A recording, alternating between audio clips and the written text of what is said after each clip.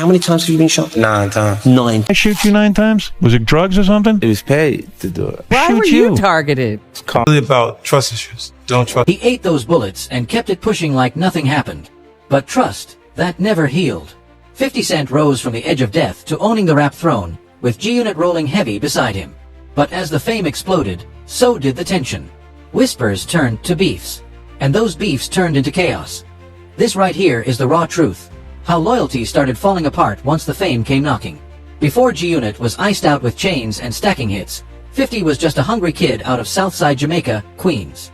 No fancy cars, no millions, just a dream and a pen. Then boom, 2000 hit. Everything changed in seconds.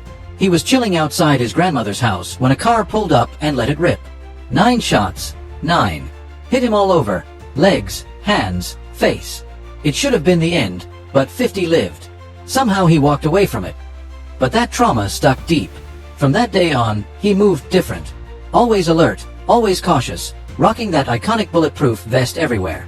That vest wasn't for style, it was survival. "You wear a bulletproof vest now?" someone once asked. "Most of the time, I believe," he said. And that's when people knew he wasn't just rapping about danger, he lived it. While his jaw was wired shut and his body was on the mend, 50 Cent wasn't just sitting around feeling sorry for himself. Nah, he went straight into beast mode, putting every ounce of pain, rage, and hustle into his music. He started dropping mixtapes that had the streets on fire. Word was spreading fast. This dude had survived 9 shots and was rapping like he had nothing to lose. That grind paid off big.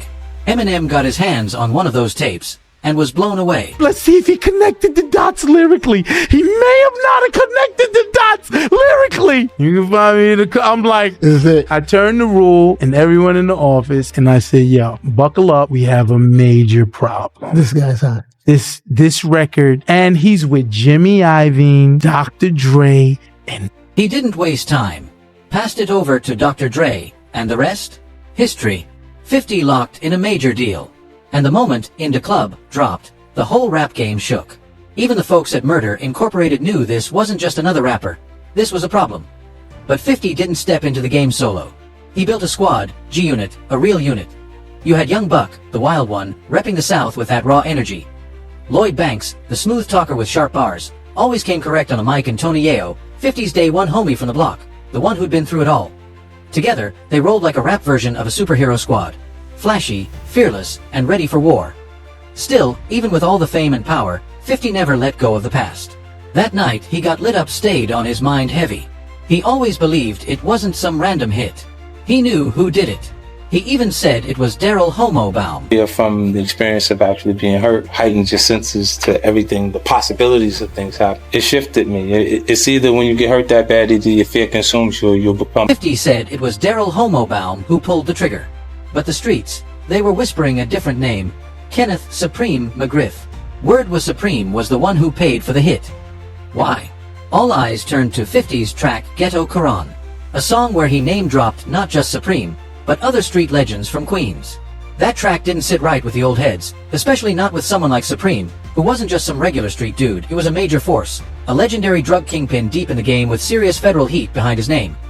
See, before the bullets flew, there was already tension. Supreme had reportedly tried to son 50 to show him who really ran the streets. But 50 didn't fold.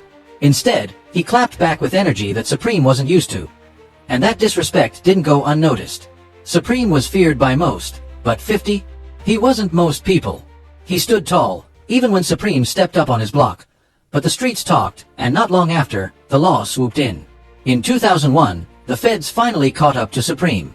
He was taken down on charges that read like a movie script. Murder, drug trafficking, conspiracy, you name it. The man got life in prison. You'd think that'd be the end of his chapter. But nah, things got darker. Even locked away, Supreme's name kept popping up. Just Black Just. Everybody Cream, fuck with I don't Just. know. I never trusted dog. Everybody Just though. I'm a see dog skin. Prosecutors said he still had serious reach from behind bars. They even linked him to more hits, including the shooting of hip-hop icon Jam Master J.A.Y. So now the big question was buzzing. What was Supreme's connection to Jam Master Jay? And why would a figure like that be tied to another tragedy in the music world? Back then, 50 wasn't moving solo. He had Jam Master Jay as a mentor, guiding him through the game. But once 50 dropped Ghetto Quran, the whole vibe shifted. Rumors swirled that he didn't just paint a target on his own back. He might have dragged others into danger too. One of those people, Jam Master Jay himself. Now, did Supreme really have something to do with Jay's murder? That shadow still hangs in the air. No one knows for sure, and maybe we never will. But one thing was clear, that song caused waves far beyond the music charts. And then came the twist that really shook 50. Supreme was connected to Ja Rule. That's right. The same Ja Rule who became 50's #1 enemy in the rap game. Before Supreme got snatched by the feds, he wasn't just tight with Irv Gotti. Word was they were doing business. Who vets now most of the time, I believe. Yeah, in the States, just because I've been shot myself, and I've seen Tupac and Big. And that meant Supreme had his hands deep in Murder Incorporated, Ja Rule's label. Now, everybody knows how ugly the 50 versus Ja beef got. But while Supreme didn't like the first match, he definitely fanned the flames. Yo 50, this was no longer just a rap rivalry, it was straight up war. If the same crew behind the music was possibly linked to a man who wanted him gone, then who could he trust? That's when things got twisted. The threat didn't just come from the outside anymore, it started bleeding into his own circle, his own life. When the beef between 50 Cent and Ja Rule started spiraling out of control, diss tracks dropping left and right, tension boiling in the streets, and the whole industry picking sides, 50 knew he couldn't afford to move loose. Came to the block, 50 up there, Cream dude, you know those. You know what 50 did? Yeah. Do it back, yeah. Oh, you know what the block did? Yeah, that's what oh! That's when I knew 50 didn't give a f. And that's when He needed ride or dies, not just rappers. G-Unit wasn't just a rap group anymore, it was his personal army. But right in the middle of all that smoke, cracks in the foundation started to show. The first major crack? The Game. At first, Game was the West Coast golden boy that 50 brought into G-Unit to add firepower. The dude had bars, presence, and street cred. It looked like a perfect match, until things hit the fan.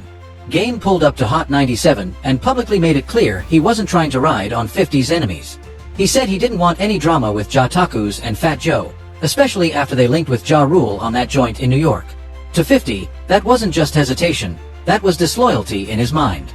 If you ain't rocking with him, then you're rocking with the ops. No in-between. A few days later, 50 wasn't about to let that slide. He showed up at Hot 97 with his core G-Unit team, Tony Yayo, Lloyd Banks, and Olivia, ready to air it all out. He sat down with Funkmaster Flex and laid it bare. He exposed what he saw as Game's flaws, called him cocky, reckless, and worst of all, ungrateful. What up? Whole murder and family in this mother. 50 didn't stop there. He said he was the one who ghostwrote most of the heat on Game's debut album, the documentary. That album, a massive success. And now, 50 was letting it be known that he was the muscle behind the music. So when Flex asked him, where does Game stand in G-Unit right now? 50 made sure there was no confusion. The line had been drawn, and Game was out. Not even close to over. Things exploded fast. Word got back to Game that 50 aired him out on Hot 97, and he wasn't trying to let that slide. Game and his crew rushed down to the station while 50 was still inside, ready to confront him face to face. But security held them back. And that's when things got real ugly. Shots rang out outside Hot 97 for real. One of Game's boys took a bullet in the chaos. This wasn't just music anymore, it was full-on street war. After that night, whatever bond 50 and Game had gone, shattered. There was no fixing it after that. But the drama inside G-Unit didn't stop there. The next crack didn't come from the outside, it came from within. Someone even closer to 50, Young Buck. A chance, giving the benefit of the doubt then, but you could take this as official notice right here because we're on the hottest morning show in the world right now. Ow. Pretty much you could say Young Buck is no longer in the group G-Unit, but signed. At one point, Buck was 50's go-to guy. He brought that raw southern grit, hungry, real, and always ready to ride. But by early 2008, something shifted. Fans started noticing his voice was missing. He was barely on mixtapes. He was nowhere on Return of the Body Snatchers, which dropped in February. Whispers turned to questions. What's going on with Buck? Then in May 2008, Buck let it all out in an interview with XXL magazine. He admitted things between him and 50 weren't the same. Said they hadn't spoken in months. He opened up about the pressure, the stress, the financial weight. It wasn't wild disrespect, but it was public, and that was enough to hit a nerve. To 50, it felt like déjà vu. Another G-Unit soldier breaking rank, speaking on personal business to the press. And just like before, 50 didn't keep quiet. He took it right back to the airwaves, ready to send another message loud and clear. A little bit with you, so I swear to God I have. Yeah, you're gonna be alright. You hear me? I'm wrong. This is 50.com. On April 7th, 2008, 50 Cent pulled up to Hot 97's morning show, calm, collected, and stone cold. No yelling, no theatrics, just facts. Right there, live on air, he officially cut Young Buck from G-Unit. No sugar coating. That made it the second time a founding member of the crew got dropped in public. But Buck, he wasn't just going to fade into the background. Not a chance. He clapped back with a diss track taking direct shots at 50. But what really shook the streets was what came next. A secretly recorded phone call between Buck and 50 leaked. And man, it was raw. The call was emotional, awkward, and hard to listen to. You could hear Buck crying, saying sorry, admitting where he messed up. He was begging to make things right, trying to slide back into the G-Unit circle. It was a vulnerable moment. And 50, he let that tape fly straight to the public. Still, Buck wasn't finished. Less than 24 hours later, he fired back again with a diss track called The Taped Conversation, flipping the whole situation. Taking more shots at 50, trying to flip the script and paint himself as the victim. It was a messy back and forth, but honestly, the damage was already locked in. Too much had gone down. And through all this drama, one person stayed quiet, Lloyd Banks. While the rest of the crew made noise in the media and dropped tracks filled with shade, Banks kept it low-key. For him, loyalty wasn't about screaming on the mic or making headlines. It was about staying solid, even when the whole empire was starting to crumble. Even with all the betrayal, back-and-forth diss tracks, and public fallouts, 50 still held the G-Unit flag high. He wasn't ready to give it up just yet. He doubled down, pushing the brand harder. More mixtapes, solo albums, even TV appearances. But behind the scenes, the energy had shifted. The brotherhood that once moved like a unit, it was more like a business now, and everyone felt it. By 2010, G-Unit wasn't the same crew that once stormed the charts in the streets. Tony Yayo was still loyal, but even he admitted in interviews that things weren't as tight anymore. The hunger was fading, the chemistry was off, and fans, they noticed. Album sales were dropping, the buzz was fading, and other rap crews were starting to take over the spotlights. Banks, he just, I don't even know, he couldn't even tell you, like, at any point when you speak to him what a problem. Damn. I put him like where I put Marquise. Oh, wow. Like, they just have something internally that's going on with them that gives them some sort of resentment towards me, and then I just... Still, 50 wasn't just watching the ship sink. He was pivoting, moving into TV, business, and building his empire outside of rap. Meanwhile, rumors of tension between Lloyd Banks and 50 Cent started creeping in. Banks had always been the quiet one, but now people were saying he wasn't answering calls, not showing up for group projects, and moving on his own. Eventually, 50 aired it out. He said in an interview that Banks and Yayo had become too stuck in the past, not evolving with the game.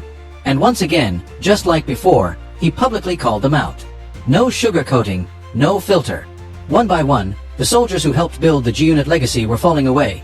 Not with a bang, but with silence, distance, and that same cold business tone 50 had mastered. By the time the mid-2000s/2010s rolled around, G-Unit felt more like a memory than a movement. But in 2014, out of nowhere, boom, a reunion went down at Summer Jam. The crowd went crazy when 50 hit the stage, and even more shocked when Lloyd Banks, Tony Yayo, Young Buck, and newcomer Kid came out beside him. For a second, it felt like the old days were back. Unity, power, respect. But that spark didn't last. The group dropped a couple of mixtapes, hit the radio circuit, and tried to bring the wave back, but things just didn't click like before. You could feel it. The chemistry was off, the energy was different, the love was strained. It was like watching a family dinner where everyone smiled for the camera, but the tension at the table was thick. Behind the scenes, things were already breaking down again. Interviews got weird. Social media posts started throwing shade. Slowly, without saying much, the members began moving solo again. Lloyd Banks, the quiet one, dipped out first. No big announcement, just silence. 50 would later say that Banks ghosted him, wouldn't pick up the phone, and had no drive to evolve in the rap game. Then Yayo, the last soldier standing, went on to reveal in 2023 that even he had to step away. He admitted that 50 had a habit of keeping too much control and not letting his people shine fully. That was it. No big press release, no final goodbye. G-Unit just faded out, not with a bang, but like a cold wind slipping through a cracked door. It stayed quiet, but it never really disappeared. Way back when 50 Cent was going at everybody who crossed him, Lloyd Banks stayed chill, barely spoke on the beefs, kept it low-key. No diss tracks, no messy headlines. But to 50, that silence was suspicious. He never fully knew where to place Banks. Was he loyal, or just holding in some grudge? Banks gave off that vibe, the type who looked lazy on the surface, but deep down might have been carrying some quiet resentment toward the man who put him on. In the end, both Buck and Banks drifted, but they never fully disrespected what G-Unit meant or what 50 built. There's still a layer of respect there, even if they moved on.